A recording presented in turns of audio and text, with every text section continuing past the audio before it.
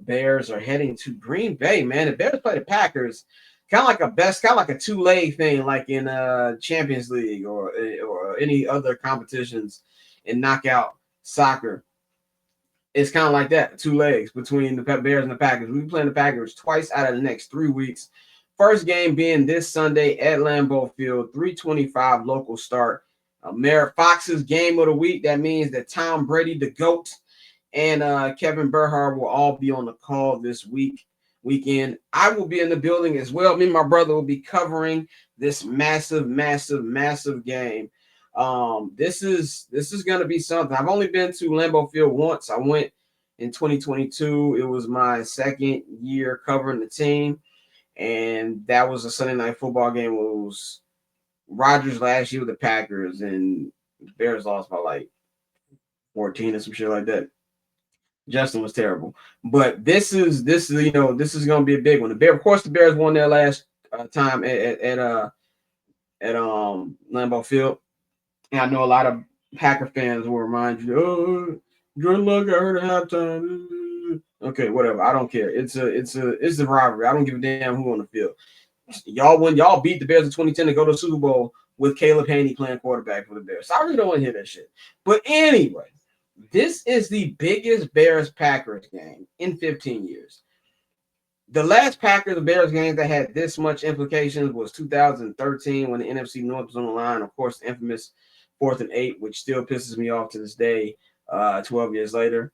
But this is the biggest since the 2010 NFC Championship game at Soldier Field, where the Packers won and eventually went on to win the Super Bowl by beating Pittsburgh. But I think we have a chance here to enter a Bears-Packers golden age.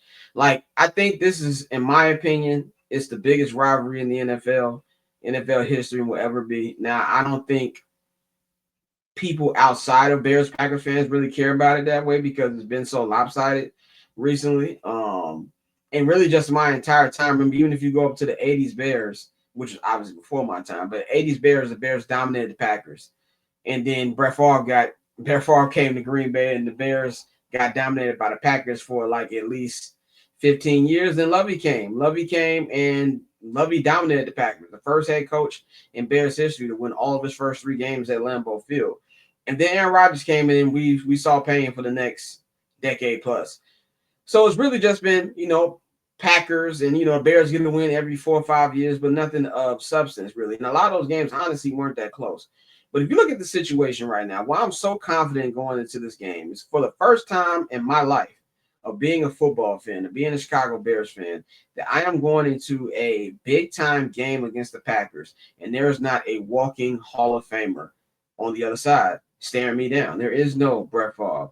There is no Aaron Rodgers. There is Black Jay Cutler, a.k.a. Jordan Love. Now, I'm not going to sit up here and act like Jordan Love can't do it to us. He's done it before. He's capable of doing it again. But I think that's probably what makes Jordan Love so frustrating to Packers fans. 1 minute, he can look like the future of the franchise.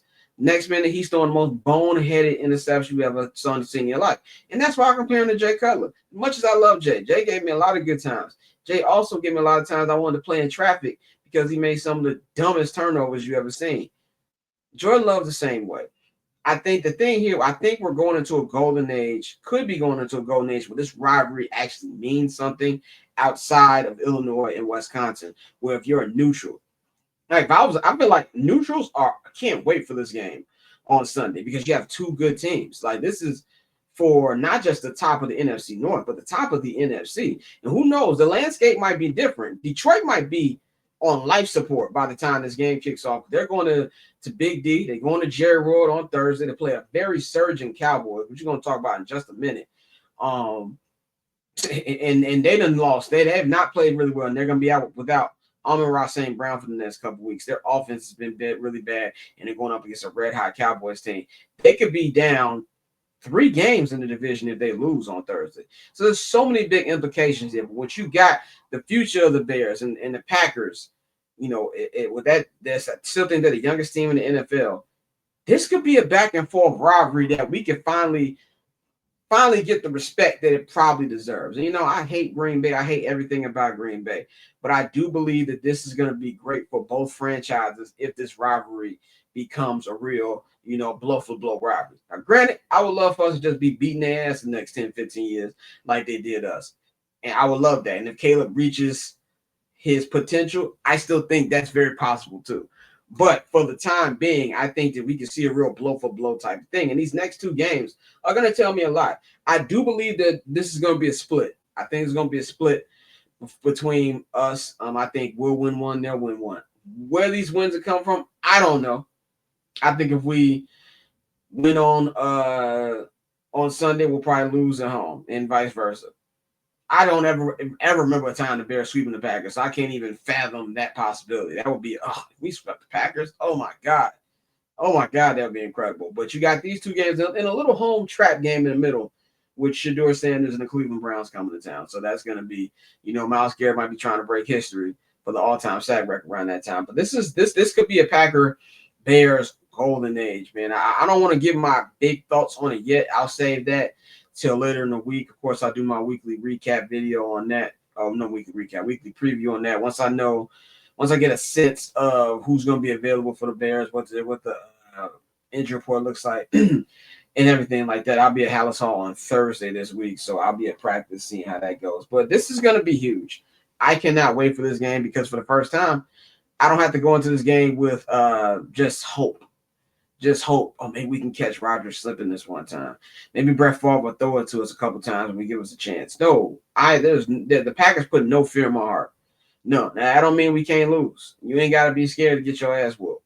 But I feel really, really good about our chances against this team. And I think Sunday is going to be fireworks, and I absolutely cannot wait to be in the building for that one, man. So